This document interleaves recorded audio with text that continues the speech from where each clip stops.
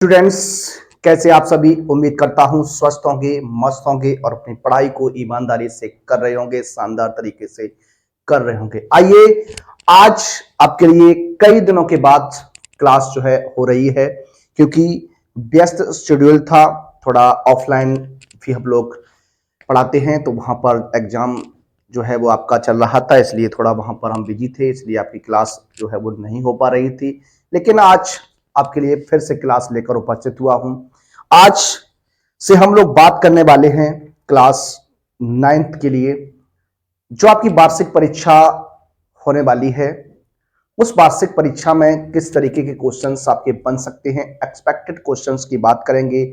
आज के वीडियो में हम आपको बताएंगे 20 क्वेश्चन जो आपके ओएमआर बेस्ड क्वेश्चन आते हैं, वन लाइनर क्वेश्चंस के ऊपर हम लोग डिस्कस करने वाले हैं। ओएमआर बेस्ड क्वेश्चन के ऊपर डिस्कस करने वाले हैं और आइए बात करते हैं, एक एक प्रश्न को लेंगे और आपके सामने उसको हम सॉल्व कराएंगे और एकदम बेहतरीन तरीके से आप उसको देखिएगा किस तरीके के क्वेश्चन जो है वो आपके एग्जाम में बनते हैं और किस तरीके के एग्जाम में क्वेश्चन पूछे जाते हैं। तो देर ना करते हुए शुरू करते हैं आज के अपने सेशन को। एक बार सभी विद्यार्थी अपने स्टैंडर्ड पर वीडियो को प्लीज शेयर कर दीजिएगा। जो विद्यार्थी चैनल पर फर्स्ट टाइम विजिट कर रहे हैं, एक बार चैनल को प्लीज सब्सक्राइब कर लीजिएगा, बेल आइकन को ऑल पर प्रेस कर लीजिएगा, जिससे आने वाली वीडियो का नोटिफिकेशन आपको सबसे पहले मिल सके।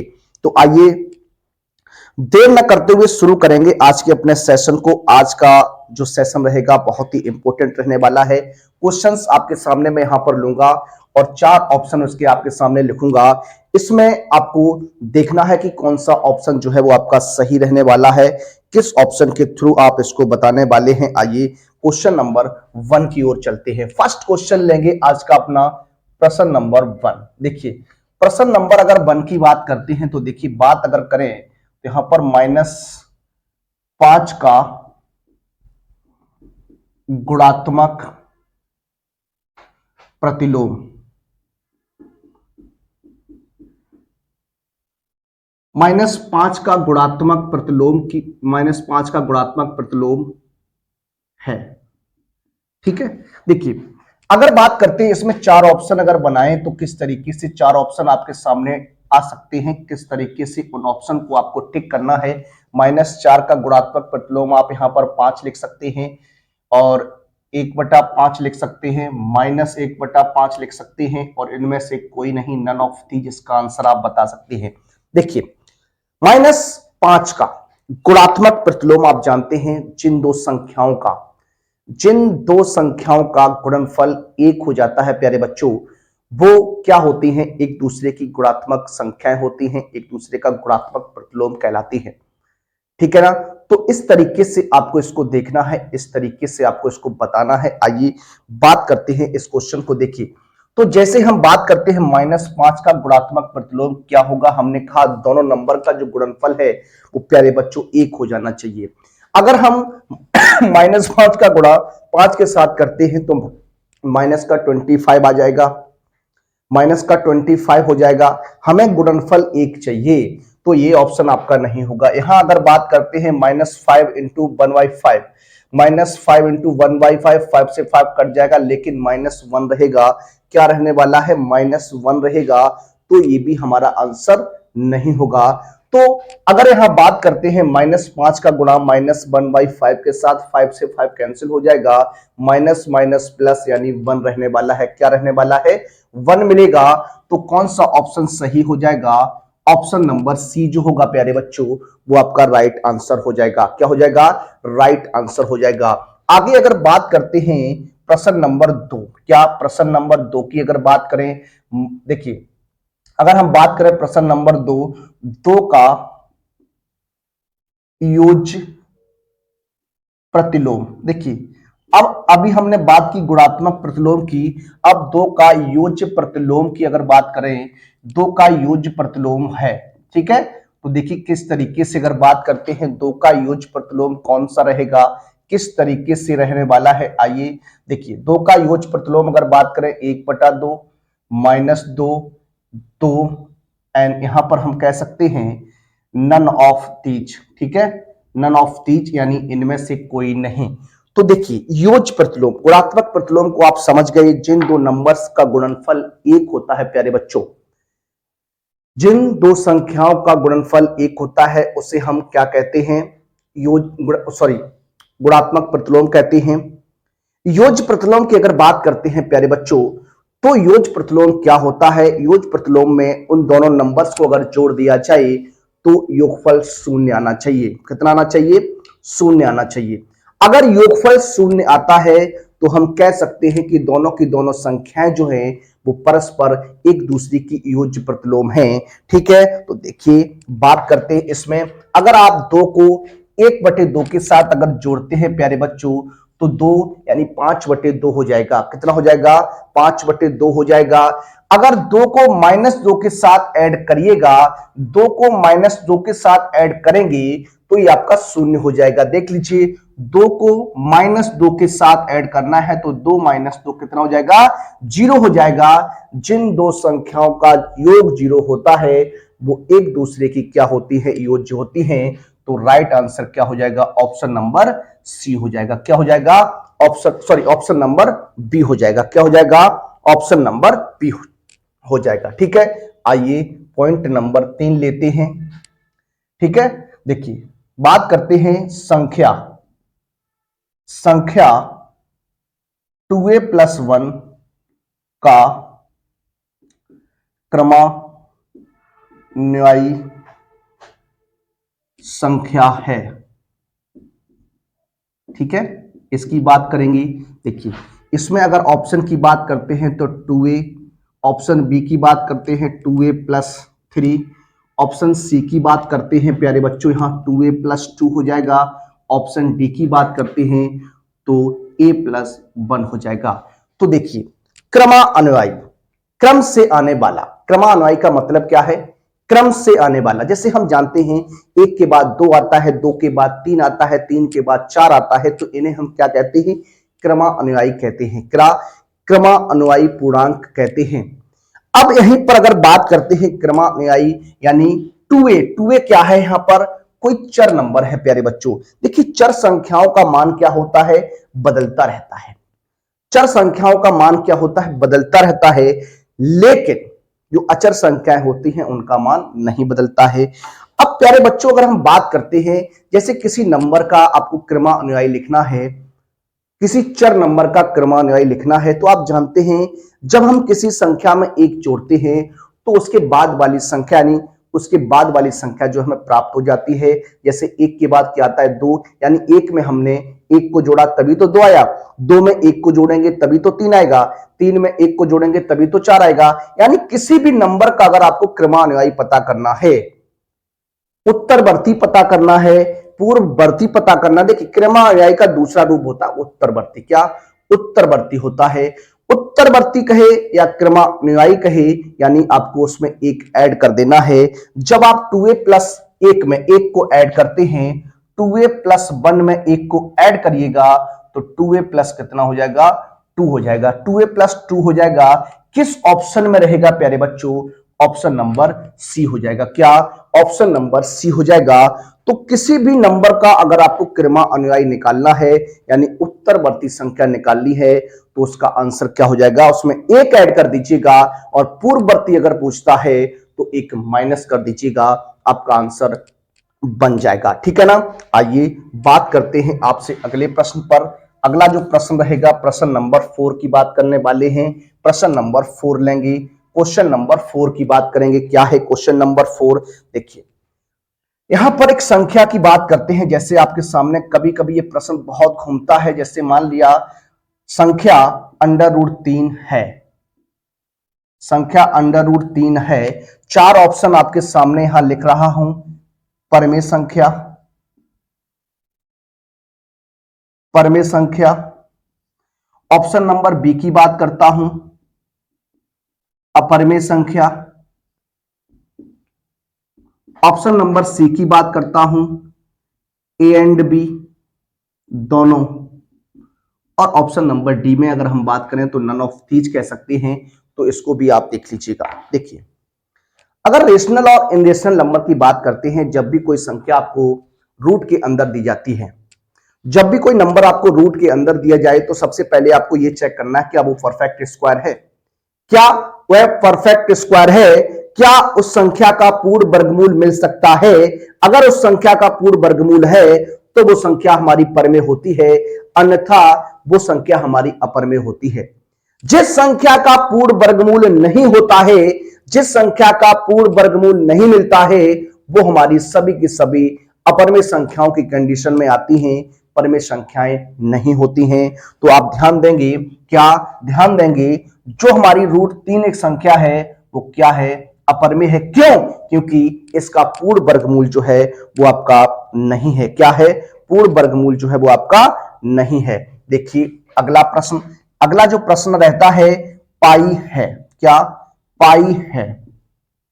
देखिए पाई है यानी ऑप्शन ए की बात करें परमेय संख्या, ऑप्शन बी की बात करें अपरमेय संख्या, ऑप्शन सी की बात करें ए एंड बी दोनों। देखिए अगला जो ऑप्शन रहेगा वो आप ये मान लीजिए कि नन ऑफ दीज जिनमें से कोई नहीं है। तो देखिए अब कभी कभी प्रश्न ये भी उठता है कि जब आपको प्रश्न में देता है पाई है एक, पाई है एक लिखते हैं यहां पर, पाई है एक, ठीक है, तो यानी परमेय संख्या है, अपरमेय संख्या है, यानी ए और बी दोनों या फिर दोनों है। देखिए ध्यान दीजिएगा, जो पाई होता है हमारा जो चिन्ह होता है, जैसे पाई एक चिन्ह है और पाई अगर लिख के आता है प्यारे बच्चों तो वो अपरमेय संख्या की कंडीशन में आता है। अगर पाई का मान 22/7 लिखकर आता है, कहे कि 22/7 है, तो आप आंसर को लगाएंगे, टिक लगाएंगे परमेय संख्या पर। अगर पाई का चिन्ह बन के आता है तो उसको आप लगाएंगे अपरमेय संख्या पर। तो इसका जो राइट आंसर बनेगा प्यारे बच्चों वो क्या रहने वाला है? अपरमेय संख्या रहने वाला है। क्या रहने वाला है? अपरमेय संख्या हो जाएगा। क्वेश्चन नंबर 6 लेते हैं। क्वेश्चन नंबर 6 क्या है? देखिए क्वेश्चन नंबर 6 की बात करते हैं तो यहां लिखा है √125 का सरलतम रूप होगा। √125 का सरलतम रूप अगर हम बात करते हैं तो यहां पर देखिए 4 ऑप्शन आपके सामने मैं लिखने वाला हूं। यहां पर हो जाएगा -5, 5 एंड 5√5, और यहां लिख सकता हूं माइनस का 5√5। ये आपके सामने है। अब देखिए √125 है, क्या है? √125 है। इस √125 का सरलतम रूप आपको निकालना है, तो इसका √125 का जो सरलतम रूप हो जाएगा, देखिएगा यहां पर 125 स्क्वायर रूट है ना, तो इसको हम लिख सकते हैं 5 × 5 लिख सकते हैं। जी सर, हाँ आप ऐसा लिख सकते हैं। इसका स्क्वायर रूट अगर लेना है तो देखिए यहां पर एक जोड़ा बन जाएगा, तो इसको हम 5 बाहर ले सकते हैं और रूट पे क्या बन जाएगा? 5 बन जाएगा। तो राइट आंसर जो रहेगा प्यारे बच्चों किस ऑप्शन में है? ऑप्शन नंबर सी इसका क्या हो जाएगा?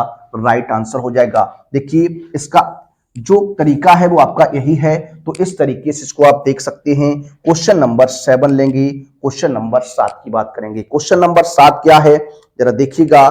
कहता है देखिए एक बात करने वाला हूं, बहुपद x³ + 3x + 2 की घात है। देखिए इस टाइप का अगर क्वेश्चन अगर एग्जाम में बनता है तो किस तरीके से आप इसका आंसर दे सकते हैं, पहले भी आप पढ़ चुके हैं। यहां पर 2 3 5 1, ठीक है, 2 3 5 1 बहुपद की घात बतानी है। एक बहुपद है आपके सामने x³ + 3x + 2, बहुपद की घात आपको बतानी है। तो देखिए जब भी आपको कोई बहुपद दिया जाता है जो उसकी मैक्सिमम पावर होती है, जो मैक्सिमम पावर होती है वही बहुपद की क्या कहलाती है? घात कहलाती है। क्या कहलाती है? घात कहलाती है। तो राइट जो आंसर बनेगा प्यारे बच्चों वो ऑप्शन नंबर कौन सा रहेगा? बी रहेगा। क्यों? क्योंकि इसमें बहुपद की जो मैक्सिमम पावर है वो क्या है? आपकी 3 है। तो आंसर क्या हो जाएगा? ऑप्शन नंबर बी हो जाएगा। क्या हो जाएगा? ऑप्शन नंबर बी हो जाएगा। आइए क्वेश्चन नंबर 8 को देखते हैं। क्वेश्चन नंबर 8 क्या है, किस तरीके से है, आइए बात करते हैं। देखिए बात करते हैं बिंदु -3,4 की x अक्ष से दूरी है। ठीक है, तो इसमें ऑप्शन देते हैं आपको 3 मात्रक -3, बी देते हैं 4, सी देते हैं -4 और डी देते हैं कितना, नन ऑफ तीज। देखिए एक्स अक्ष से दूरी पता करनी है, क्या करनी है, एक्स अक्ष से दूरी पता करनी है। देखिए प्यारे बच्चों, अगर बात करते एक्स अक्ष से दूरी की, तो जो एक्स अक्ष से दूरी की अगर बात करते हैं तो जो बिंदु होता है, मान लीजिए आपका बिंदु है ए कॉमा बी, आपको हाँ थोड़ा बताने का प्रयास करेंगे। एक पॉइंट है, मान लीजिए ए कॉमा बी है, ठीक है। अगर प्रश्न में आपसे कहे कि एक्स अक्ष से दूरी बताइए, एक्स अक्ष से दूरी आपको पता करनी है और एक कंडीशन है वाई अक्ष से दूरी पता करनी। इस बिंदु की एक्स अक्ष और वाई अक्ष से दूरी है क्या क्या, तो देखिए अगर बात करते एक्स अक्ष से दूरी की तो प्यारे बच्चों बी मात्रक होती है और वाई अक्ष से बात करते हैं तो ए मात्रक होती है।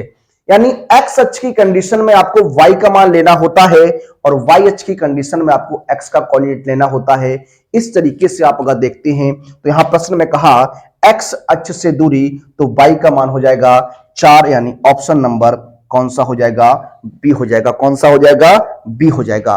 तो इस तरीके से आप क्वेश्चन को देख सकते हैं, क्वेश्चन को लगा सकते हैं, क्वेश्चन को हल कर सकते हैं, ठीक है ना। आइए क्वेश्चन नंबर 9 की बात करेंगे, प्रश्न नंबर 9, ठीक है।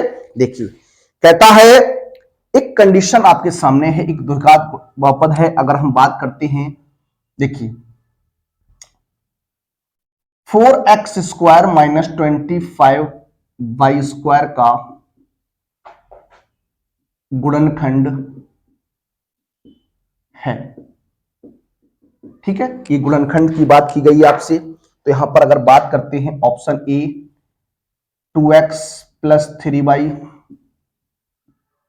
2x minus 3y, B option 2x plus 5y, 2x minus 5y and C option है 2x माइनस 5y का whole square and D option की बात करते हैं नन ऑफ दीज, ठीक है।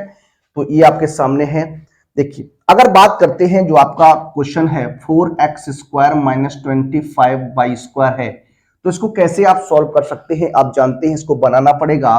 तो ये हो जाएगा 2x की होल पावर 2 माइनस 5y की होल पावर 2। अब यहां जो कंडीशन है प्यारे बच्चों, ए स्क्वायर माइनस बी स्क्वायर की कंडीशन है, ए स्क्वायर माइनस बी स्क्वायर की कंडीशन है, यानी ए प्लस बी इंटू ए माइनस बी बनेगा। यानी आप जानते हैं क्या, 2x प्लस 5y एंड दूसरी कंडीशन में हो जाएगा 2x माइनस 5y हो जाएगा।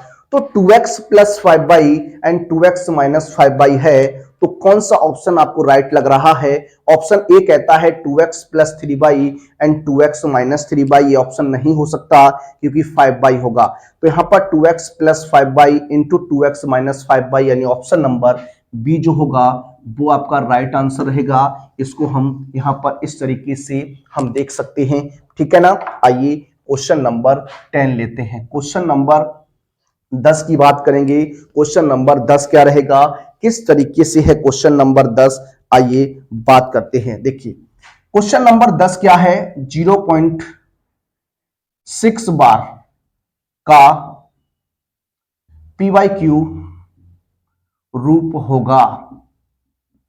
देखिए इस टाइप का क्वेश्चन है, तो देखिए इसको लिख सकता हूं 6, ऑप्शन नंबर बी लिख सकता हूं 1/3, ऑप्शन नंबर सी लिख सकता हूं 2/3, ऑप्शन नंबर डी लिख सकता हूं क्या 1/9, ठीक है ना। इस तरीके से हम इसको देख सकते हैं, ये क्वेश्चन है। देखिए जब भी प्रश्न आपके सामने इस टाइप का बनता है क्वेश्चन, इसको किस तरीके से आप लगा सकते हैं। देखिए जरा यहां पर हम बात कर लेते हैं, क्या है 0.6 बार है। देखिए ऐसे प्रश्न जब भी एग्जाम में आते हैं तो आसानी से उसे सॉल्व कर सकते हैं। कैसे, जरा देखिएगा। देखिए जो नंबर आपको दिया जाता है, जिस नंबर पर बार लगा होता है, जितने नंबर पर आपको बार लगा हुआ मिल जाए उतनी बार आप क्या करिए, अंश में हर में 9 लिख दीजिए। अगर यहां पर देखते हैं तो 0.6 बार यानी एक संख्या यानी 6 पर बार लगा हुआ है, तो एक बार हम 9 लिख देंगे और जो नंबर होता है उसको हम वैसे ही लिख देते हैं। इसको सॉल्व अगर करते हैं, 3 से ब्रेक करेंगे, 3 से 9 बार, 3 से 3 में 9 बार कट जाएगा, 9 कट जाएगा और 3 दूनी 6, यानी आंसर कितना हो जाएगा 2/3 होगा। क्या होगा 2/3, ऑप्शन नंबर सी हो जाएगा। क्या, ऑप्शन नंबर सी हो जाएगा। नेक्स्ट प्रश्न लेंगे प्रश्न नंबर 11। क्वेश्चन नंबर 11 देखते हैं क्या है। बहुपद x square plus 5x plus 6 की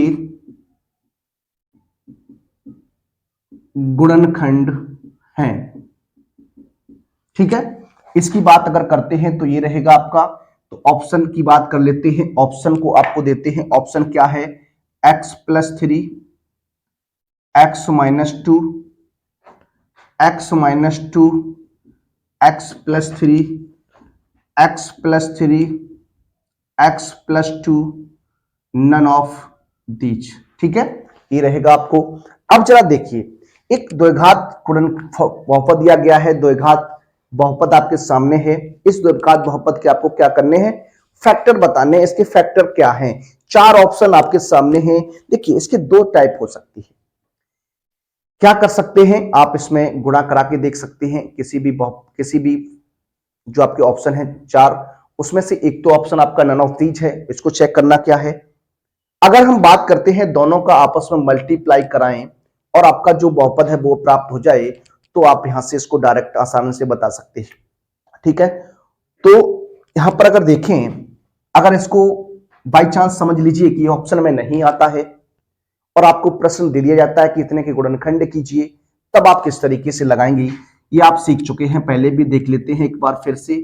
क्या है, एक्स स्क्वायर 5x प्लस 6 है। ठीक है, अगर यहां बात करते हैं x square plus 5x plus 6 के ऐसे फैक्टर करने आपको, 6 के ऐसे फैक्टर करने आपको कि उनको अगर हम जोड़ दें तो 5 हो जाए और उन दोनों का आपस में मल्टीप्लाई करें तो आपका 6 हो जाए। तो आप जानते हैं क्या हो जाएगा ऐसी कंडीशन में, x square plus 3x plus 2x plus कितना हो जाएगा, 6 हो जाएगा। यहां से x कॉमन लेंगे तो x प्लस 3, 2 कॉमन लेंगे, 2 3 6 हो जाएगा। यहां से x प्लस 3 हो जाएगा एक ब्रैकेट में और x प्लस 2 एक ब्रैकेट में आ जाएगा। तो किस ऑप्शन की बात होगी प्यारे बच्चों, अगर द्विघात समीकरण आपका पॉजिटिव होता है, पूरा का पूरा पॉजिटिव होता है, तो जो फैक्टर आते हैं दोनों के दोनों पॉजिटिव आते हैं। तो दोनों के दोनों पॉजिटिव की बात करते हैं तो सी ऑप्शन में है और x प्लस 3 x प्लस 2 ही रहेगा।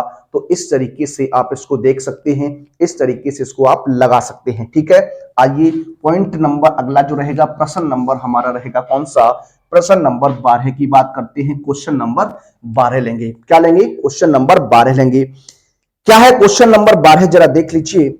अगर हम बात करते हैं यहां पर देखिए, एक क्वेश्चन है आपका करड़ी से संबंधित है। 2√2 प्लस 5√2 का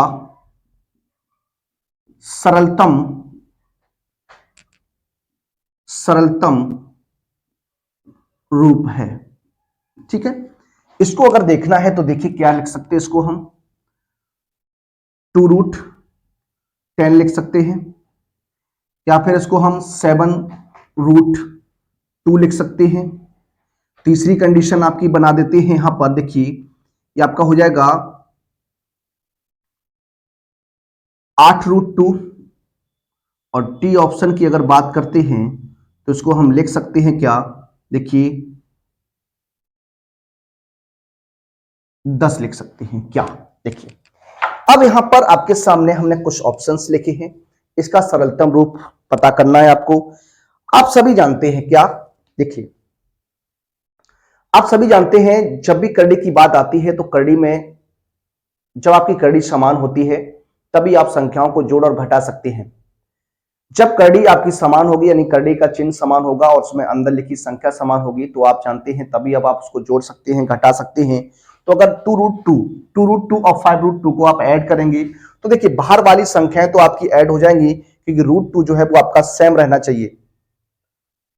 तो 5 और 2 कितना हो जाएगा, 7, और 7√2 इसका आंसर बनना चाहिए, 7√2।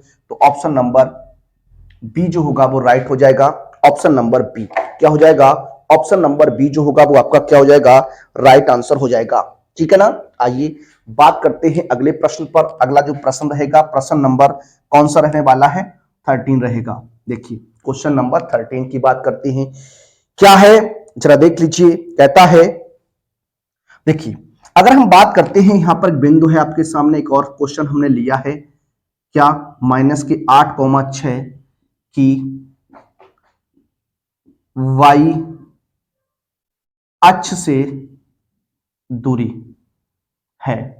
देखिए ये क्वेश्चन है आपके सामने, यहां पर हमने लिख दिया 8 और ऑप्शन नंबर बी दे दिया हमने क्या 6, ऑप्शन नंबर सी दे दिया हमने,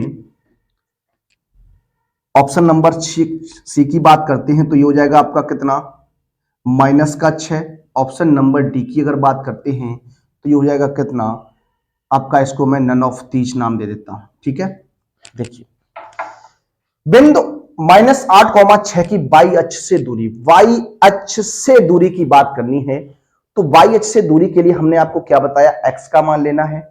और अगर x की बात करते हैं तो x का मान यहां पर माइनस का 8 है, लेकिन प्यारे बच्चों इसमें माइनस का 8 ऑप्शन ही नहीं है, माइनस का 8 ऑप्शन ही नहीं है, तब आप किस कंडीशन में जाएंगे, तो यहां पर आप नन ऑफ दीज पर भी लगा सकते हैं। किस पर लगा सकते हैं, नन ऑफ दीज पर भी लगा सकते हैं। लेकिन अगर इसकी बात करते हैं डायरेक्ट, इसका आंसर जो हो सकता है वो आपका +8 भी हो सकता है।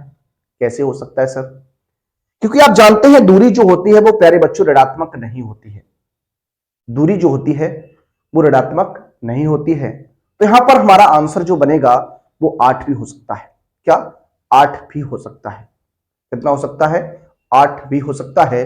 तो इसका जो आंसर बनने वाला है प्यारे बच्चों वो ऑप्शन नंबर जो रहेगा वो ऑप्शन नंबर ए, 8 ही लेंगे हम, नन ऑफ दीज नहीं लेंगे। ठीक है, आइए क्वेश्चन अगला जो है प्रश्न नंबर 14 की बात करेंगे। क्वेश्चन नंबर 14 क्या है, देखिए 3x + 6 = 9 का हल है।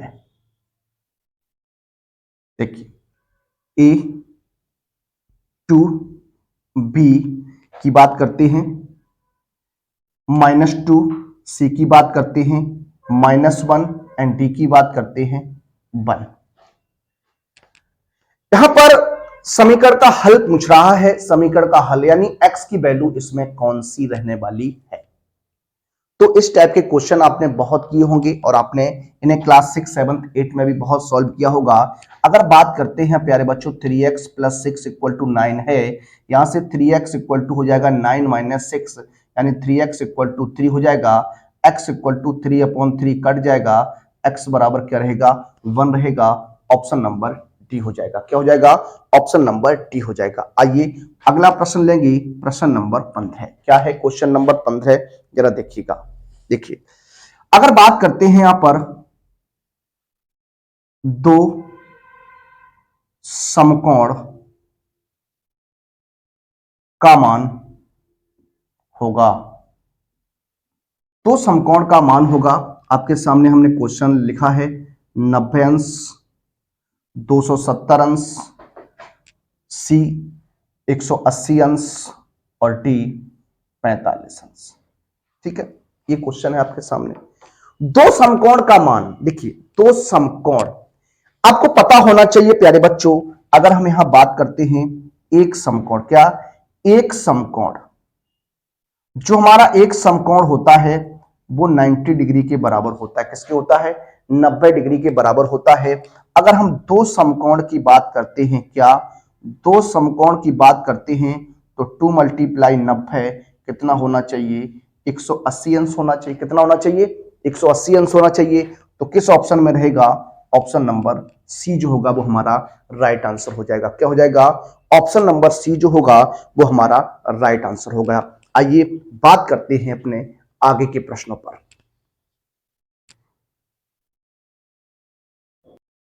देखिए क्वेश्चन नंबर 16 क्या है, क्वेश्चन नंबर 16, आज हम 20 क्वेश्चंस देखने वाले हैं। इन 20 क्वेश्चंस के ऊपर हमने बात की। ठीक है, 20 से जो भी क्वेश्चंस आगे हो जाएंगे उनको देखते हैं। अगला जो प्रश्न है हमारा वो क्या है, वृत्त का क्षेत्रफल होता है। ठीक है, ऑप्शन भी दे देता हूं आपको। ठीक है, 2πr pi R square, 3 pi R square and 4 pi R square. ये आपका है, जो वृत्त है हमारा, जो सर्किल होता है, उस सर्किल का क्षेत्रफल क्या होता है? तो आप सभी जानते हैं, क्योंकि आप फॉर्मूला बेस्ड क्वेश्चन है आपका। जो वृत्त का क्षेत्रफल होता है प्यारे बच्चों, वो पाई आर स्क्वायर होता है। क्या होता है? पाई आर स्क्वायर होता है। क्या होता है? पाई आर स्क्वायर होता है। और ये क्या होता है? ये वृत्त की क्या होती है? परिधि होती है। क्या होती है? परिधि होती है। इसको भी आप ध्यान रखेंगे। वृत्त की परिधि क्या होती है? 2 पाई आर होती है। क्या होती है? 2 पाई आर होती है। क्वेश्चन नंबर 17 की बात करते हैं। क्वेश्चन नंबर 17 क्या है, जरा देखिएगा।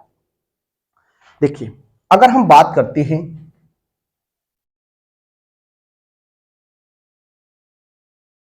अर्धवृत्त में बना कोण होता है, अर्धवृत्त में बना कोण होता है, तो यहां पर अगर हम बात करते हैं 45 अंश, 60 अंश, 90 अंश, 180 अंश। अर्धवृत्त में, अर्धवृत्त में बना कोण होता है। आप जानते हैं एक प्रमेय है आपकी। क्या है? एक प्रमेय है आपकी। क्या प्रमेय है? अर्धवृत्त में बना कोण प्यारे बच्चों क्या होता है? समकोण होता है। क्या होता है? समकोण होता है। तो अर्धवृत्त में बना हुआ कोण क्या कहलाता है? समकोण कहलाता है। और समकोण का मान कितना होता है? 90 अंश होता है। तो आंसर क्या बनेगा? ऑप्शन नंबर सी हो जाएगा। ऑप्शन नंबर सी हो जाएगा। क्वेश्चन नंबर 18 क्या है? क्वेश्चन नंबर 18 जरा देख लीजिए। क्वेश्चन नंबर 18 देखिए, बात करते हैं एक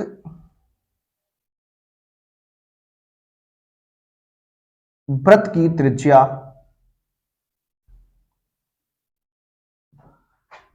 5 सेंटीमीटर है। वृत्त का व्यास है, देखिए option number A 2.5 centimetre, option number B 8 centimetre, option number C 5/2 centimetre, option number D 10 centimetre. ठीक है, ये है आपका वृत्त की त्रिज्या आपको दी गई है। क्या आप जानते हैं? वृत्त की त्रिज्या आपको दी गई है, कितनी है? 5 सेंटीमीटर है। और वृत्त का व्यास आपसे पूछा गया। क्या? वृत्त का व्यास। तो आप जानते हैं जो वृत्त का व्यास होता है वो त्रिज्या का कितने गुना होता है? 2 गुना होता है। त्रिज्या का 2 गुना होता है, तो ये हो जाएगा 2 × 5 यानी कितना? 10 सेंटीमीटर। कितना? 10 सेंटीमीटर। तो आंसर क्या हो जाएगा? 10 सेंटीमीटर हो जाएगा। अगर आपको प्यारे बच्चों व्यास दे दिया जाए, क्या दे दिया जाए? व्यास दे दिया जाए और त्रिज्या पूछ दी जाए, तो आपको क्या करना है? उसका आधा कर देना है, हाफ कर देना है। कितना कर देना है? हाफ कर देना है। तो आंसर आपका आ जाएगा। ठीक है ना? आइए बात करते हैं अपने अगले प्रश्न पर। ठीक है, क्वेश्चन नंबर रहेगा हमारा 19। क्या? 19 नंबर। देखिए, एक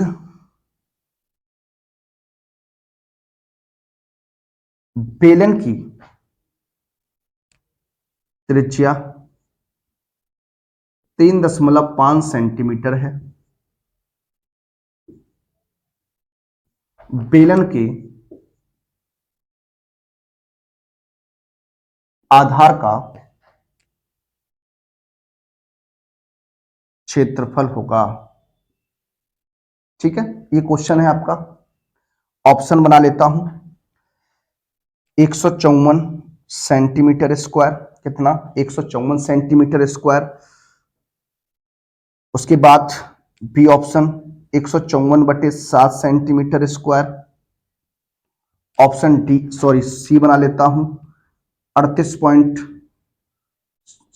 लिखता हूं 38 सेंटीमीटर स्क्वायर। और D option none of these, ये रहेगा। ठीक है, देखिए आपको यहां पर रेडियस जो है वो दी गई है प्यारे बच्चों। क्या दी गई? आर बराबर 3.5 सेंटीमीटर है। और आधार का क्षेत्रफल क्या, बेलन के आधार का क्षेत्रफल जो है वो आपको दिया गया है, पूछा गया है। पाई का मान 22/7, 3.5, 3.5, ठीक है ना। देखिए यहां से इसको आप 0.5 टाइम्स काट सकती हैं, तो ये हो जाएगा कितना, 22×110 यानी 11 गुणा 3.5 बटे कुछ नहीं बचेगा, ठीक है। इसको आप क्या करिएगा, गुणा कर लीजिएगा, 11×5 = 55 और 11×3 = 33, 33 और 5 = 38।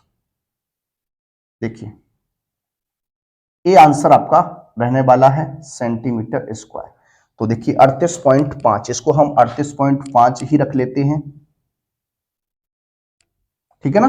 तो ये आपका आंसर हो जाएगा क्या, 38.5, ऑप्शन नंबर सी। आइए बात करेंगे अगले प्रश्न पर, प्रश्न नंबर 20। क्वेश्चन नंबर 20 क्या है, जरा देखिएगा क्वेश्चन नंबर 20 क्या है। कहता है संख्याओं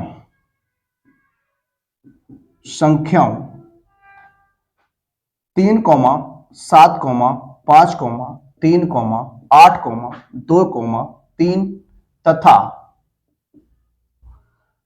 9 का बहुलक है। क्या है, बहुलक है। तो यहां पर देखिए 7, 9, 3 और 8, ठीक है ना। ये 4 ऑप्शन आपके सामने हैं। कितने, 4 ऑप्शन आपके सामने हैं, बहुलक है, ठीक है। तो बहुलक अगर आपसे पूछा गया है, देखिए कौन सा पद जो संख्या सबसे अधिक बार आती है वही हमारी क्या होती है, बहुलक कहलाती है। इन संख्याओं में अगर देखते हैं तो सबसे अधिक 3 जो है वो प्यारे बच्चों कितनी बार है, 3 टाइम्स है। कितनी बार है, 3 टाइम्स है। तो बहुलक क्या हो जाएगा, 3 ही हो जाएगा, 21। और ले लेते हैं क्वेश्चन आगे। देखिए अगर हम बात करते हैं एक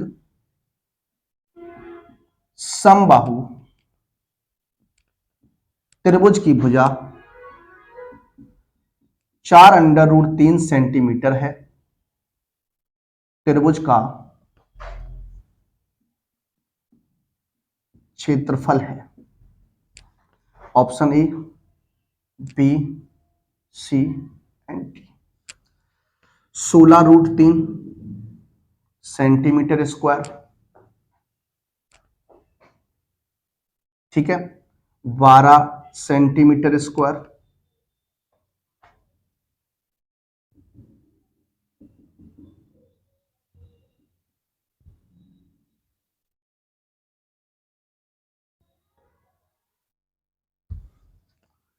12√3 centimetre square and none of these मान लेते हैं इसको, ठीक है। देखिए अगर बात करते हैं प्यारे बच्चों, यहां पर देखिए क्वेश्चन जो है, भुजा आपको दी गई है, भुजा आपको मालूम है, ए का मान हो जाएगा ये आपका, ठीक है। और आप जानते हैं क्या, समबाहु त्रिभुज का क्षेत्रफल, फॉर्मूला होता है √3/4 इंटू भुजा स्क्वायर यानी ए स्क्वायर होता है, ये आप जानते हैं, आप सबने पढ़ रखा है। हो जाएगा √3/4, भुजा की जगह ए का मान यानी 4√3 इंटू 4√3, 1 4 से 4 कैंसिल कर दीजिए, ये √3 हो जाएगा इंटू 4 और √3 का गुणा √3 के साथ 3, तो 4 3 12 √3 सेंटीमीटर स्क्वायर हो जाएगा। क्या हो जाएगा, 12 √3 सेंटीमीटर स्क्वायर हो जाएगा, ऑप्शन नंबर सी, ठीक है। तो इस तरीके से आइए बात करते हैं अपने अंतिम प्रश्न पर, प्रश्न नंबर 22। क्या है, संख्याओं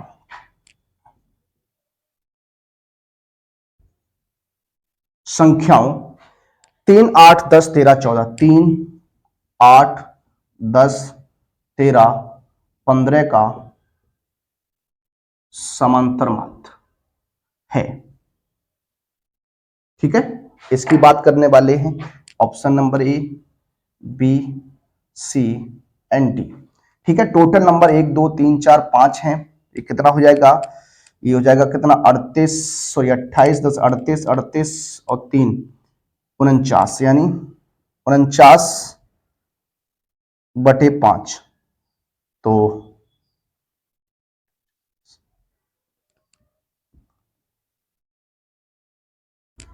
तो आंसर इसका देखिए 10, 9, 9.8 एंड 10.5 ये है। ठीक है, 4 ऑप्शन है आपके सामने, आइए इसको देख लेते हैं और ये हमारा आज का अंतिम प्रश्न रहेगा। देखिए समांतर माध्य जो है उसका फॉर्मूला आप सभी जानते हैं। समांतर माध्य बराबर क्या होता है? पदों का योग बटे पदों की संख्या। तो पदों का योग करेंगे 3 + 8 + 10 + 13 + 15, 1 2 3 4 5 नंबर हैं। इसको जब आप करिएगा 28 हो जाएगा, 28 10 38, 38 और 11 49 बटे 5, 5 अट्ठे 40, सॉरी 5 निम 45, 4 बच जाएगा, दशमलव लगाइएगा, 40, 5 अट्ठे 40। ऑप्शन नंबर सी इसका क्या हो जाएगा? राइट आंसर हो जाएगा। तो ये कुछ क्वेश्चंस थे आज आपके लिए जो आपके लिए लेकर आया। इसी टाइप के क्वेश्चंस जो है वो आपके एग्जाम में बनेंगे और इसी टाइप के क्वेश्चन जो है आपके एग्जाम में पूछे भी जाएंगे। आप इनको देख लीजिएगा एक बार, इस टाइप के क्वेश्चंस का रिवीजन कर लीजिएगा। फिर मुलाकात होगी आपसे अगले वीडियो में। जो लिखित का पोर्शन रहता आपका 50 नंबर का, उस पर हम लोग फिर से बात करेंगे अपने अगले वीडियो में। अगला वीडियो भी आपके सामने जल्द से जल्द आएगा। बने रहिएगा, बच्चों को जोड़ते रहिएगा, मित्रों को अपने को जोड़ते रहिएगा हमारे साथ। तब तक के लिए सभी विद्यार्थियों को जय हिंद, जय भारत।